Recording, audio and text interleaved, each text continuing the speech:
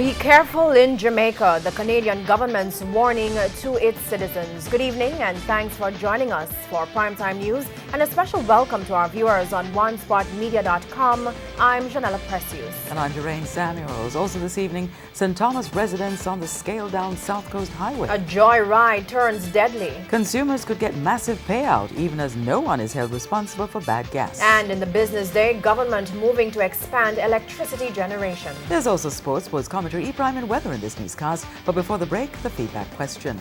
Tonight we're asking, what are your views on the proposal from the government to scale down the originally proposed South Coast Highway, which would run from Harborview to Portland? Share comments online, facebook.com/Television Jamaica, and tweet us at Television Jam. Please stay with us. Primetime News returns right after this break.